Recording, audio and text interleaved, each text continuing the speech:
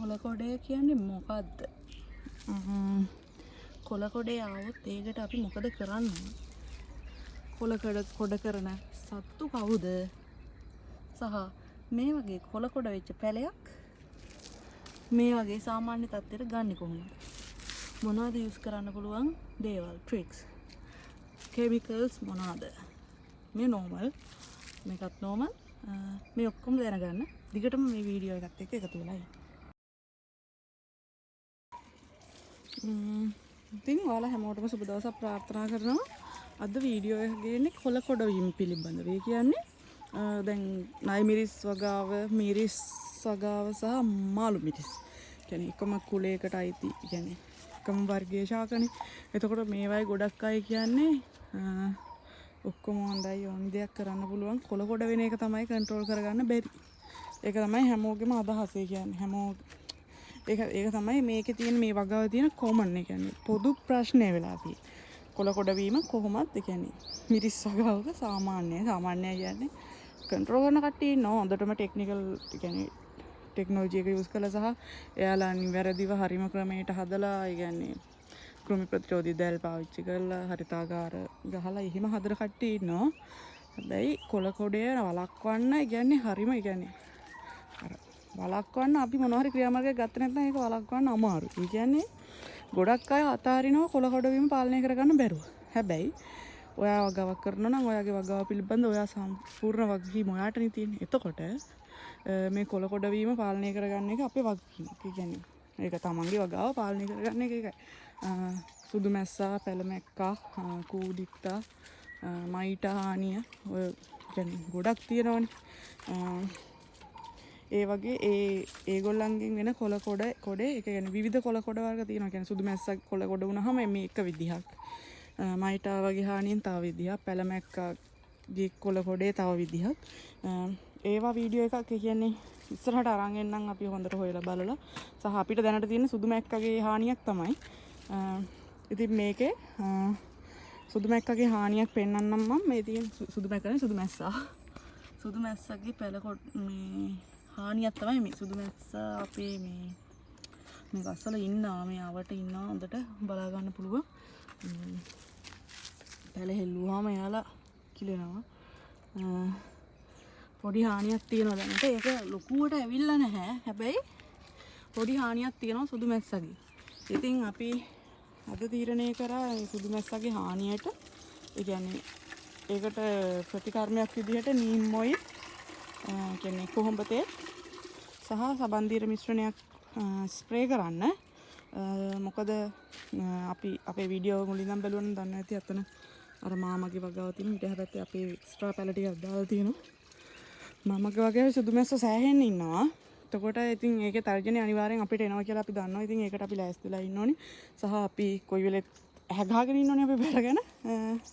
එතකොට අපිට දකින්න හම්බුණා, කියන්නේ සුළු වශයෙන්, ලොකුවට නෙවෙයි, පොඩි වශයෙන්, කියන්නේ පැලමැක්ක මේ සුදු මැස්සගේ හානියක් වෙන්න ගිහින් තියෙනවා. කියන්නේ වෙලා තියෙනවා. අර දරුණුට නැහැ. කියන්නේ ගාව අතාරින්න නෙවෙයි, අපි අතාරින්න ඕනේ. අපි මේක පාලනය කළා. අපි කලිනුත් වගාවක් තිබ්බ මීට වඩා සුදු මැස්සගේ හානිය ආව පාලනය කරගත්ත. මේක පාලනය කරමු. අපි අද යූස් කරන්නේ කොහොඹ තෙල්. එතකොට කොහොඹ තෙල් යූස් කරන ක්‍රමය ගැන අපි පාවිච්චි කරන්නේ ලීටර එකකට තේ හැන්දක්. කොහොඹ තෙල් තේ හැන්දක් තමයි 1 ලීටර එකකට පාවිච්චි කරන්නේ. ඉතින් දැන් ලීටර 4ක් හදාගෙන තියෙනවා සබන්දීරත් එක්ක පාවිච්චි කවලම් කරලා. මේ කොහොඹ තෙල් ගහද්දී තව අවධානය යොමු කරන්න ඕනේ කරුණක් තියෙනවා. ඒ කියන්නේ 100% කොහොඹ තෙල් මික්ස් වෙන්නේ නැහනේ ජලයත් එක්ක. ඒතකොට නිතරම මේ හොල්ලලා හොල්ලන්න වෙනවා. මේ මොකද කවලම් අපේ උත පැලමැක්කා මේ වතුර දානවා. ඒ අයියලත් කියනනම් මේ දැන් ඔයාලා දැකලා තියෙනවා ට්‍රික් එකක් විදිහට වගා වටේට මේ දාස් මල් පැල කරනවා. අපි 30 අපේ මේක වටේට දාස් ඇට. එතකොට පැලවෙන්න සහ ඔයාලගෙන් තව පොඩි උපදෙසක් ඕනි අපිට. ඒ කියන්නේ අත්දැකීමක් තියෙනවා නම් ෂෙයා කරගන්න. තව ප්‍රශ්නයක් තිබුණා අපේ පැලේක. මෙන්න මෙහෙම පොඩි බර්න් එකක් තියෙනවා කොළවල. ඒක ફોකස් කරාම තියෙනවා. මේ තියෙන්නේ මේ පොඩි බර්න් එකක් මේ දුඹුරු පාට වෙලා. මොකද්ද කියන්නේ අපි අවසානට යූස් කරපු ෆර්ටිලයිසර් එක ඇල්බර්ට් සොලියුෂන්.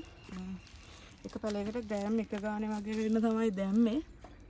අපි සැක කරනවා ඒ කියන්නේ පොහොර වැඩිවීමක්, ඒ කියන්නේ කෙමිකල් බර්න් එකක් වෙන්න ඇති මේ කියලා.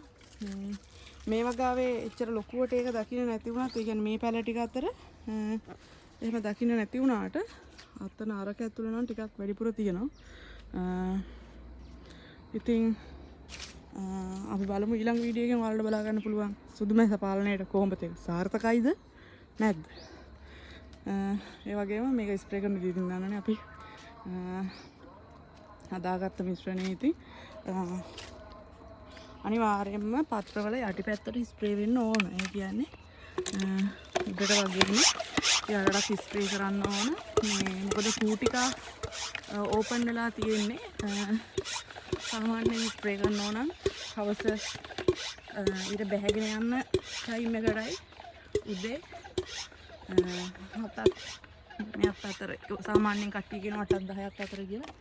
7ත් 9ත් 8ත් 10ත් අතර පුළුවන්.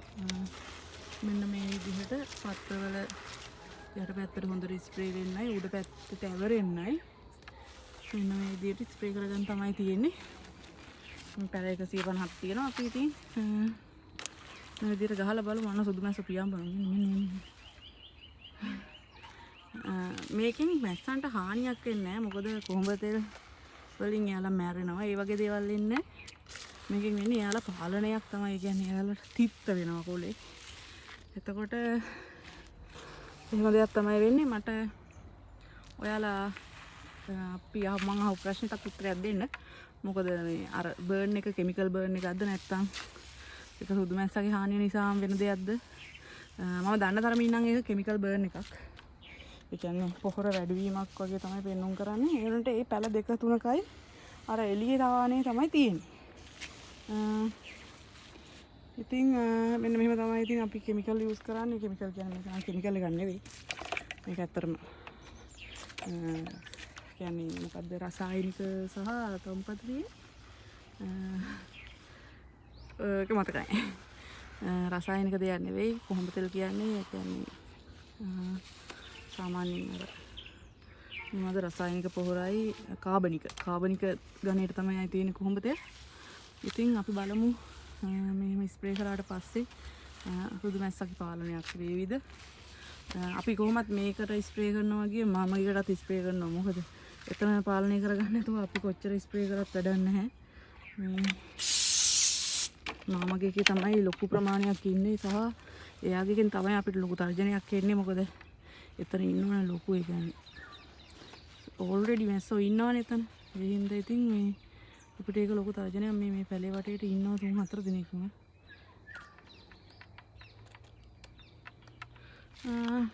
ඉතින් කමෙන්ට් එකක් දාන්න ඉස්තර කියලා. ඔන්න කෘමිනාශක ගහන වීඩියෝ එකක් අරන් එන්න කියලා තිබ්බා. ඔන්න ඉතින් මේක තමයි කෘමිනාශක කියන්නේ. මේක ඇවිල්ලා කොහොඹ තෙල් සහ සබන් දියරේ තමයි මික්ස් කරන්නේ. සමහර කට්ටිය කියනවා කොහොඹ තෙල් සහ සර්ෆ් එක්ස්චර් කියලා. අපි නම් යූස් කරේ සන්ලයිට් ලික්විඩ් මැටික් එක.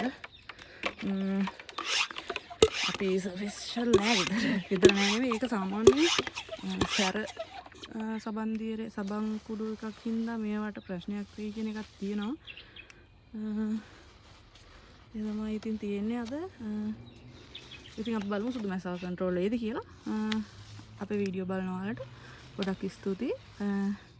අපේ වගාව වගේම ඔයාලගේ වගාවත් සාර්ථක වෙන්න කියලා ප්‍රාර්ථනා කරනවා.